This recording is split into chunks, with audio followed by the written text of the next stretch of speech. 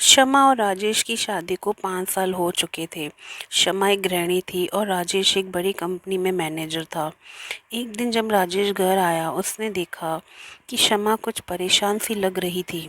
राजेश ने शमा से पूछा, तुम ठीक तो हो? तुम्हारे चेहरे पर चिंता की लकीरें क्यों हैं? शमा कहती है, राजेश, तुम्हें नहीं लगता कि मैं दिन भर कुछ नहीं करती?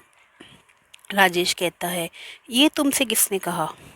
तुम तो घर की रानी हो, सब कुछ संभालती हो। शमा कहती है, पर मुझे तो कभी कभी ऐसा लगता है कि मैं बस खाली बैठी रहती हूँ। घर का काम करना, बच्चों को संभालना, खाना बनाना, ये सब तो मेरी रोज़मर्रा की ज़िंदगी है। पर क्या ये काफ़ी है?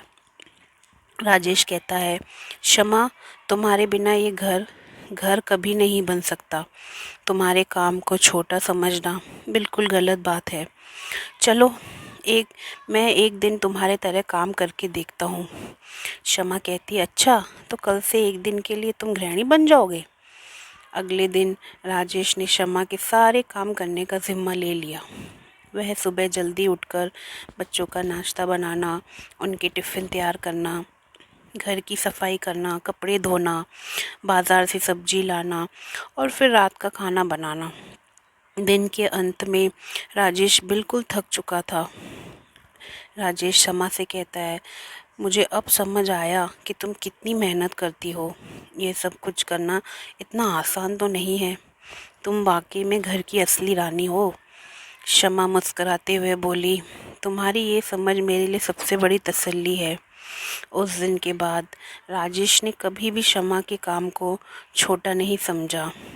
हमेशा उसकी मेहनत की कद्र की। इस घटना ने उनके रिश्ते को और मजबूत बना दिया और शमा ने भी अपने काम को गर्व से करना शुरू किया। तो दोस्तों, इस कहानी से यह संदेश मिलता है कि हर इंसान के काम की अपनी अहमियत होती है, चाहे वह घर के अंदर हो या बाहर। और सही मायने में हर गृहिणी अपने घर की असली रानी ही होती है। तो दोस्तों, अगर कहानी अच्छी लगी तो प्लीज़ लाइक, शेयर, सब्सक्राइब ज़रूर कीजिए। धन्यवाद।